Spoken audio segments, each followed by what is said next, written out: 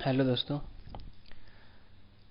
अब जैसा कि हम जानते हैं, अब नीट का डेट सिर्फ 40 दिन हमारे बचे हुए हैं। तो फिर ये 40, ये याद है होगा आपको, मैंने लास्ट 50 डे स्ट्रेटजी बनाई थी। तो ये 50 दिन में से 10 दिन कैसे बीत गए पता ही नहीं चला।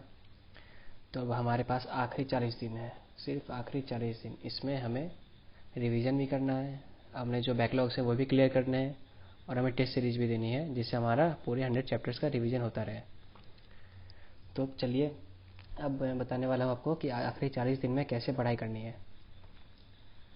तो फिर बहुत सारे लोग हैं जिनका स्कोर 400 टू 450 पे स्टक होगा, मतलब कि वो एनसीईआरटी भी पढ़ रहे हैं, वो मॉड्यूल भी कर रहे हैं, वो टेस्ट सीरीज भी लगा रहे हैं, फिर भी उनका ये स्कोर मतलब बढ़ नहीं रहा होगा। तो ऐसे में क्या किया जाए? इतना करने के बावजूद भी आपका स्कोर इतना 400 टू 450 पे स्टक है, तो क्या किया जाए? देखिए दोस्त, देखिए, आपको हिम्मत नहीं हारनी है। जिसने हिम्मत हार गई वो गया। यही है last phase is all about confidence. Confidence high रखना है। ये मत सोचिए कि मैं मुझसे नहीं हो सकता, आपसे हो सकता है। जब आपने सोच लिया कि मुझसे नहीं हो सकता है, तो समझ आइए कि आपसे सही में नहीं हो पाएगा। मेरे लास्ट फेज में भी स्कोर 450 टू 460 मतलब 500 के बीच में ही रहता था, फिर भी मेरा नीट में 640 मार्क्स आया। मैंने कॉन्फिडेंस लूज नहीं किया था। देखिए, और मैं आपको एक स्टोरी बताने वाला हूँ। मेरा एक मैं एक को जानता था जो आकाश के टेस्ट सीरीज में वो हमेशा 600 टू 650 स्कोर करता था। तो फिर देखिए क्या हुआ, वो बंदा 600 टू 650 स्कोर करता था, और मेरे इतने ही आते थे, अराउंड 500 या 450 के लास्ट फेज में इतने आते थे। फिर भी वो उसका नीट मतलब उससे सीट नहीं मिल पाई, गवर्नमेंट सीट उसे सीट नहीं मिल पाई। अब मुझे मतलब मेरा एडमिशन एम्स कल्याणी में हो गया। देखिए, तो आप मॉक टेस्ट के मार्क्स पे नहीं जाइए। आप ये मत देखिए कि आपके फ्रेंड्स का 600 आ रहा है, आपका सिर्फ 450 आ रहा है तो आपका नहीं हो पाएगा। नहीं, फाइनल सिलेक्शन आपका एग्जाम हॉल में आप क्या लिखते हैं उस पर डिपेंड करता है। बहुत लोग हैं जो मॉक टेस्ट में 450 ही आ रहा है, बोलता है, उन्हें लगता है कि यार नहीं होगा, एग्जाम में भी इतना ही आएगा। नहीं, ऐसा नहीं है। तो चलिए, हम बात करते हैं अब आखिर अब what is the correct way of studying. आपको पढ़ाई कैसे करनी है? चलिए, हम सबसे पहले शुरू करते हैं बायो से। बायो में आप लोगों ने, मेजोरिटी लोगों ने पूरे सिलेबस अच्छे से पढ़ ली होगी।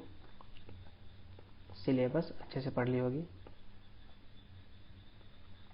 आपने क्वेश्चंस भी कर लिए होंगे।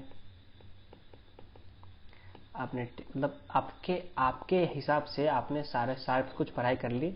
लेकिन देखिए, बायो में क्या होता है कि अगर हम बायो का वो हम मॉक टेस्ट दे रहे हैं, तो मेरे बायो में कभी मतलब 280 टू 300 के बीच में आते थे, कभी मतलब 280 के अराउंड ऑलमोस्ट आते थे, 300 कभी कभी आते थे।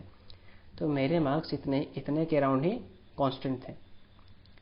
मतलब मुझे भी नहीं पता चल पाया कि बायो में हमारा जो आइलैंड मॉक टेस्ट लेता था उसमें इसको इंक्रीज कैसे करें। तो फिर मैंने मतलब नीट में मेरा भी यही हुआ, मतलब बायो में मैं, आप जितने क्वेश्चंस लगाएंगे वो उतना आपको याद रहेगा। सिर्फ एनसीईआरटी थ्योरी पढ़ने से नहीं होगा। आप इसके लिए क्या कर सकते हैं, आप मॉड्यूल के क्वेश्चन लगाइए। अगर आप आकाश के मॉड्यूल्स के सारे क्वेश्चन लगा चुके हैं और आपको सारा क्वेश्चन याद हो गया है, तो आप एलन मॉड्यूल्स के क्वेश्चन लगाएं।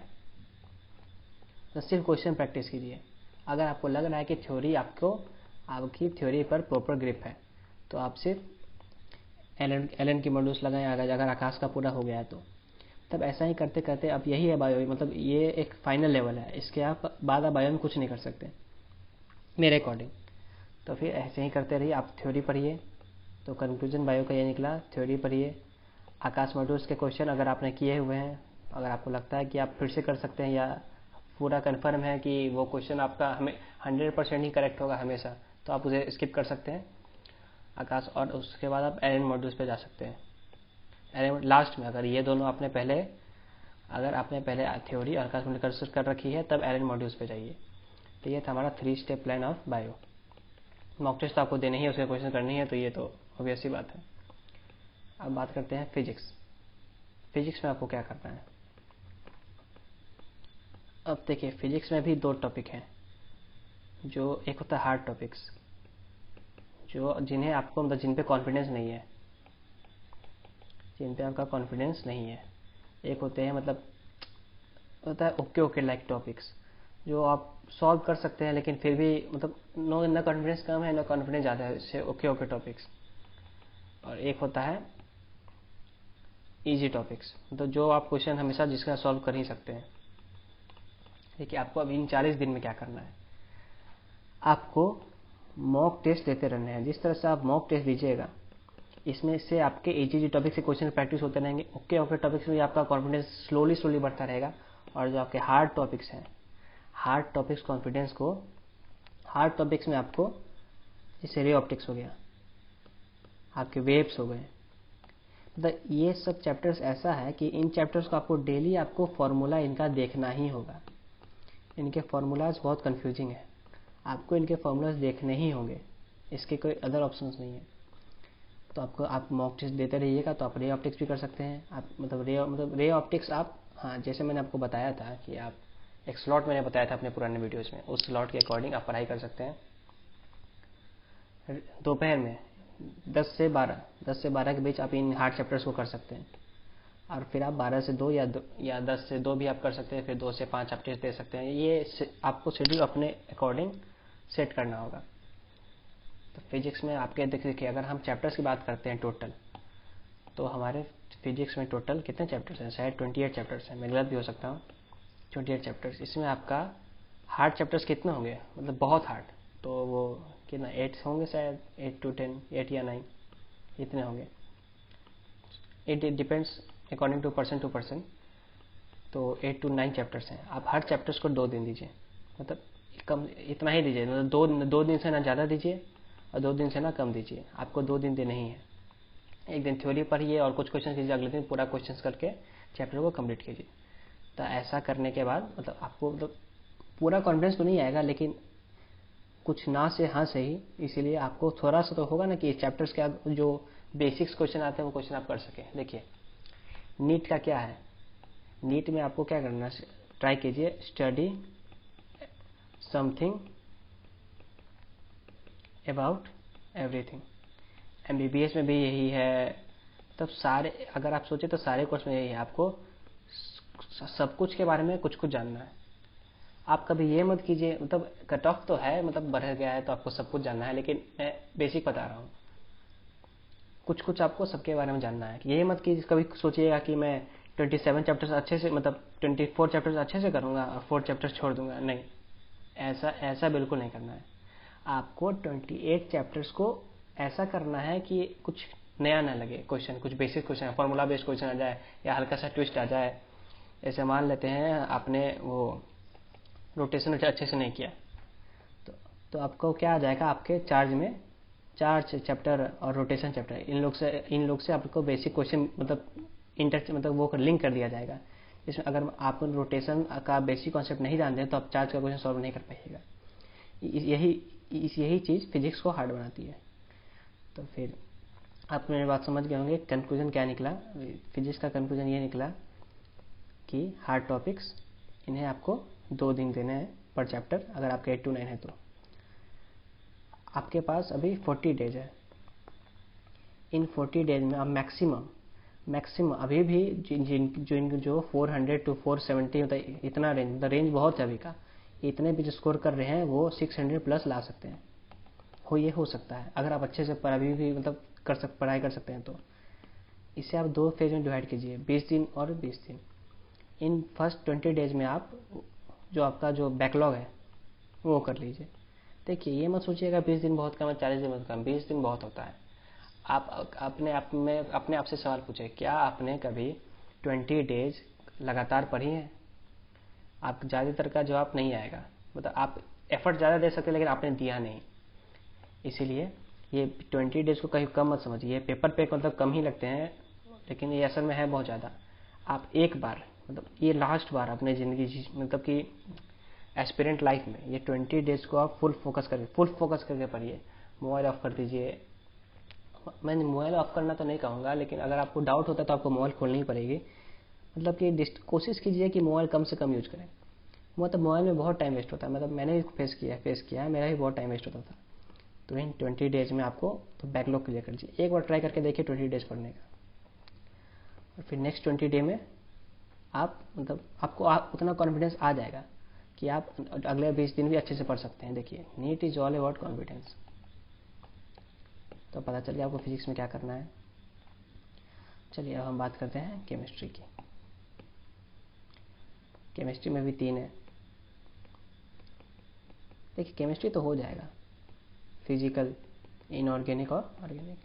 मैंने ऑर्गेनिक की वीडियो ऑलरेडी बना रखी है, आप वो देख सकते हैं। ऑर्गेनिक में आप 1 वीक का टाइम अगर आप इन्वेस्ट करते हैं, जैसे मैंने प्रीवियस वीडियो में बना रखी थी, अगर आप ऑर्गेनिक में 1 वीक का टाइम इन्वेस्ट करते हैं तो आपका ऑर्गेनिक हो जाएगा। इसमें कोई ऑर्गेनिक कोई भारी बात नहीं है। जैसे कि GOC और हाइड्रोकार्बन्स, ये बेसिक है, ये चैप्टर सबको करने ही है, ये चैप्टर को अच्छे से करने हैं। अगर आप ये चैप्टर अच्छे से कर लेते हैं तो आप 12th चैप्टर के कुछ मतलब थोड़ा सुपरफिशियल रीडिंग में डालिएगा तो आपकी बहुत अच्छी प्रिपरेशन हो जाएगी। ऑर्गेनिक इजी रहता है नीट का। लास्ट टाइम मेरे ऑर्गेनिक में सारे क्वेश्चन मैंने सही मारे थे, एक भी मिस्टेक नहीं था। इनऑर्गेनिक तो आपको डेली 1 घंटा से ये पढ़ना ही है, 1 आवर डेली। ये इसका कोई स्पेसिफिक प्लान नहीं, आपको ये पढ़ के ही होगा। ये मतलब बायो से भी हार्ड है इनऑर्गेनिक, नहीं पढ़िएगा तो आप भूल जाइएगा। फिजिकल, अब आते हैं फिजिकल केमिस्ट्री।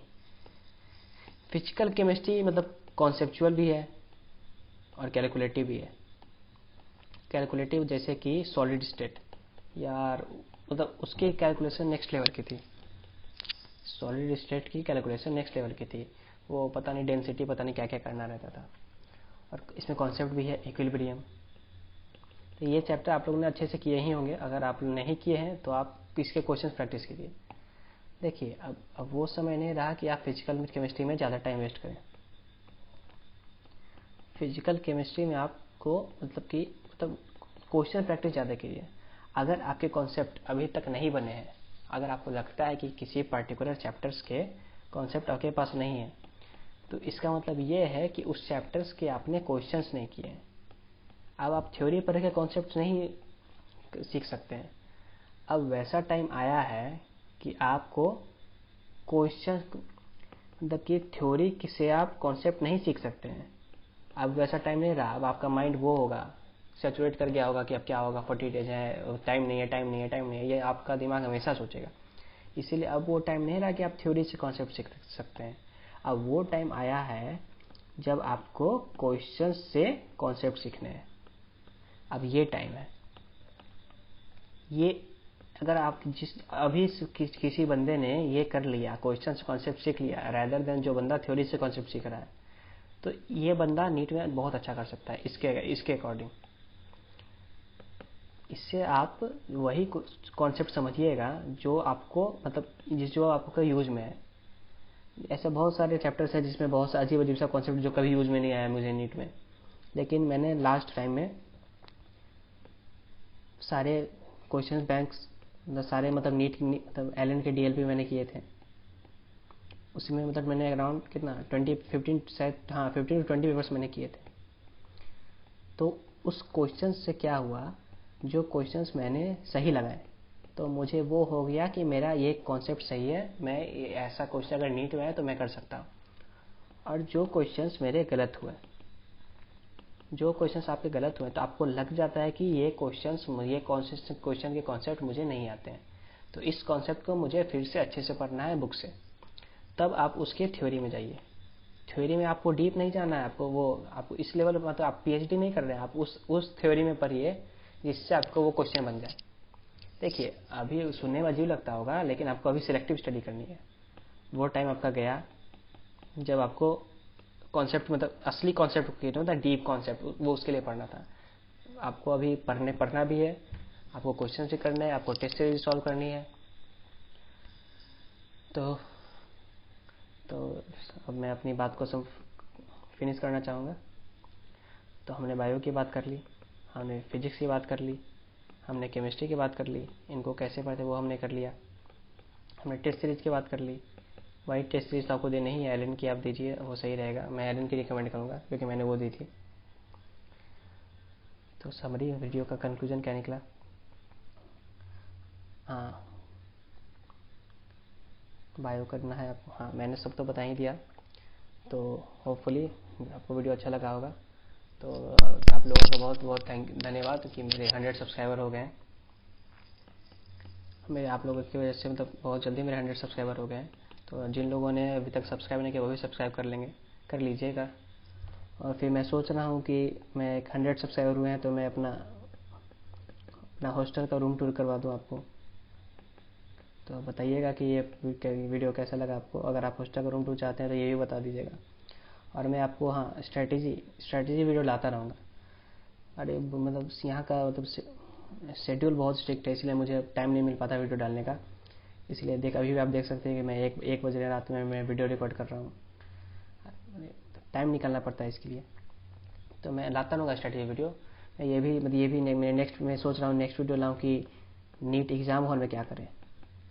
देखिए प्रिपरेशन आप कितना भी कर लीजिए, एग्ज़ाम हॉल में आपका जो वो पीस ऑफ माइंड होता है वो बहुत इंपॉर्टेंट होता है। क्या करें लास्ट 1 मंथ में, क्या करें, अभी तो 40 डे है, मतलब आखिरी के लास्ट 30 डेज में क्या करें, इस पर वीडियो लाऊंगा मैं। ऐसे मैं सोचा हूँ कुछ वीडियो लाने की। वो आप बताइएगा आपको चाहिए कि नहीं। मैं वो स्ट्रैटेजी वीडियो लाता रहूँगा किस तरह से पढ़ाई करना है। देखिए आपको अगर पता रहेगा कि किस डायरेक्शन में आपको मेहनत करनी है तब आपका मेहनत का आपको 100% रिजल्ट मिलेगा। ये बात आप उसी से समझ सकते हैं जिसने वो किया हुआ है। तो चलिए, तो फिर बेस्ट ऑफ लक एग्ज़ाम के लिए, अच्छे से मेहनत कीजिएगा। बाय।